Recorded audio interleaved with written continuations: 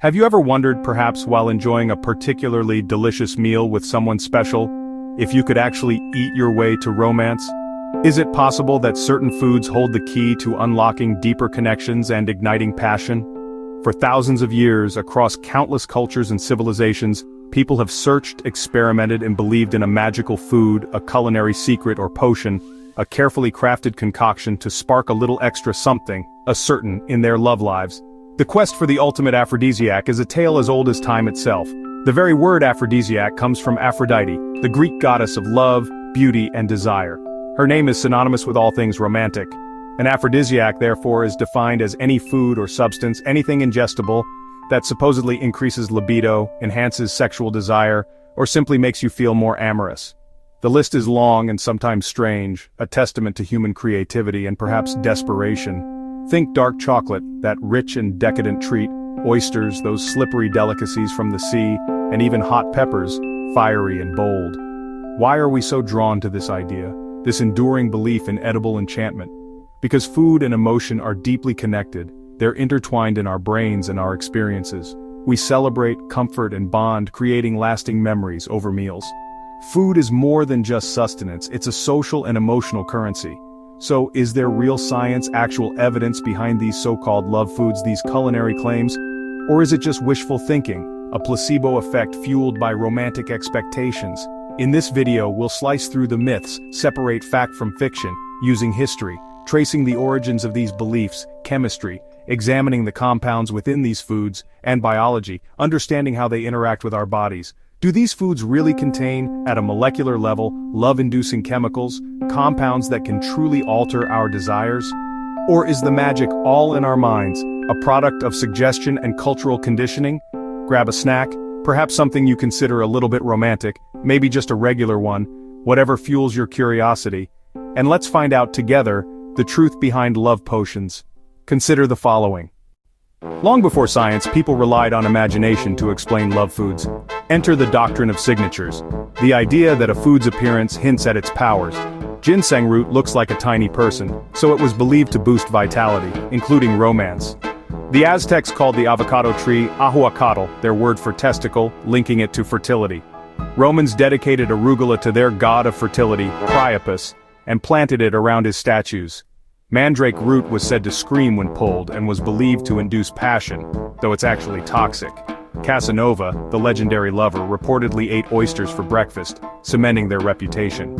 These stories reveal our desire to control love and attraction, turning patterns into powerful myths. But are these just entertaining tales, or is there real evidence? To find out, we need to move from folklore to the lab. Let's fire up the Bunsen burners.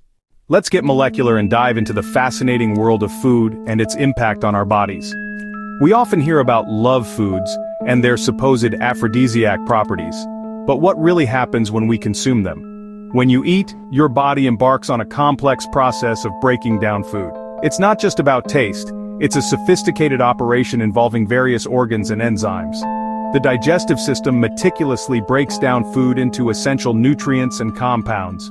These include vitamins, minerals, and other vital substances that fuel our bodies.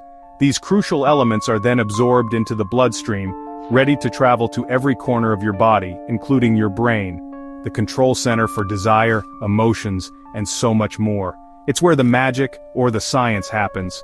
For a food to be a true aphrodisiac, it needs to do more than just taste good or look appealing. It would need to directly boost hormones like testosterone, a key player in libido and sexual function. Or, it could trigger pleasure neurotransmitters like dopamine, creating feelings of euphoria and desire. Another route is to improve blood flow, ensuring that all the right systems are functioning optimally. However, many so-called aphrodisiacs are simply nutritious foods masquerading as something more. Oysters, often touted as a potent aphrodisiac, and pumpkin seeds, another popular choice for example, are rich in zinc, a mineral that plays a crucial role in various bodily functions. Zinc is vital for hormone production, immune function, and overall cellular health. If you're zinc deficient, which can lead to fatigue and other health issues, eating these foods can help restore normal function and improve your overall well-being. But it's not magic, despite the alluring claims. It's just good nutrition at work, supporting your body's natural processes. The effect of any single food, no matter how hyped, is ultimately subtle.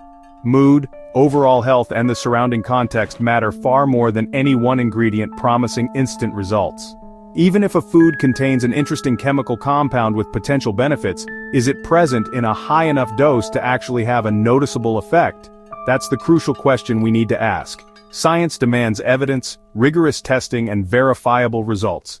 It's about facts, not just stories passed down through generations. So far, the scientific evidence suggests that the connection between food and desire is more strongly linked to overall health and well-being than any promise of instant romance or a guaranteed spark. The real love potion, if there is one, might just be a consistently balanced diet, rich in essential nutrients, and a healthy mind, free from stress and anxiety. Still, let's not dismiss the possibility entirely. Let's see if any foods can actually turn up the heat and have a more direct impact. Next up, we're diving into the world of spicy foods. Stay tuned for more fiery facts. Because when it comes to food and desire, science is just getting started and there's always more to discover. Spicy foods, especially those fiery chili peppers, have a reputation that extends far beyond just a culinary kick. They are often said to heat up romance, adding a spark to intimate moments. The question is there any truth to this time-honored belief? The key player behind this fiery phenomenon? Capsaicin, the molecule responsible that makes peppers hot and gives them their signature zing. Capsaicin cleverly tricks your nerves, specifically the pain receptors, into thinking you're experiencing a burning sensation, causing your heart to race and your blood vessels to dilate, and prompting your body to release endorphins, those natural feel-good chemicals. This rush feels exciting and invigorating, almost like a runner's high, a surge of energy and well-being, and mimics some of the physiological signs of arousal, such as increased heart rate and flushed skin. But the crucial question is, does your brain consciously interpret this cascade of sensations as desire, or simply register it as, wow, that was incredibly spicy and intense? Currently, there's relatively little robust scientific evidence to definitively prove that spicy food directly and consistently boosts libido in a measurable way. So, what's really happening beneath the surface? The answer likely lies in something called misattribution of arousal, where your brain might mistakenly confuse the physiological excitement and intensity stemming from the spice with genuine romantic excitement and attraction, especially when experienced in a romantic or intimate setting.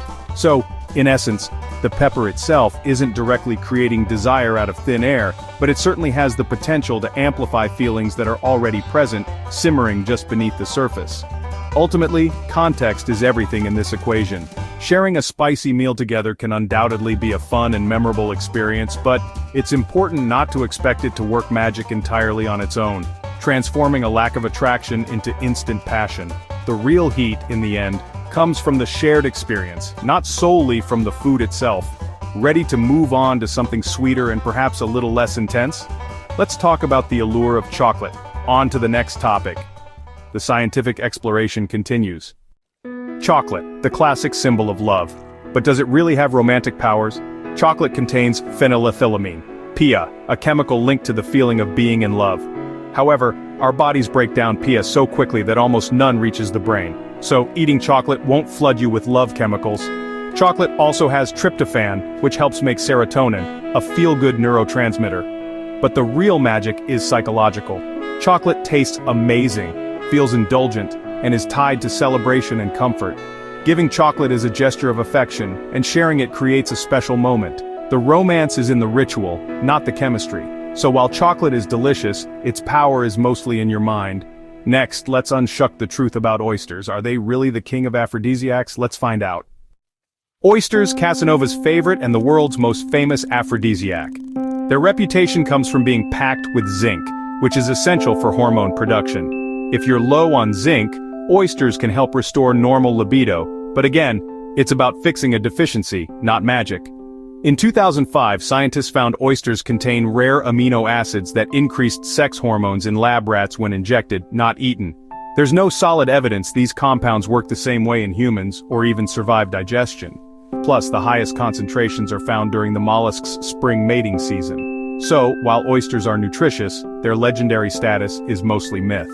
The science is promising, but far from conclusive. The real aphrodisiac might be the special occasion and the company you keep. Let's wrap it up with the real secret to romance. Here's what truly matters. So do aphrodisiacs actually work? The scientific answer, mostly no. No single food has been proven to magically boost desire. Effects are small if they exist at all. But here's the twist. The most powerful aphrodisiac isn't food, it's your brain. The placebo effect is real. If you believe a food is romantic and share it in a special setting, it can feel magical. The real magic is in the experience, preparing a meal, sharing laughter, and creating intimacy. Oysters and chocolate are just props. The connection comes from attention and care. So, stop searching for a magic food. Focus on making magic moments. Cook together, try new things, and put away distractions. Build anticipation and enjoy each other's company. The ultimate aphrodisiac is connection, laughter, and intimacy. That's the real science of romance. Thanks for watching. Hit subscribe for more myth-busting science. Until next time, stay curious.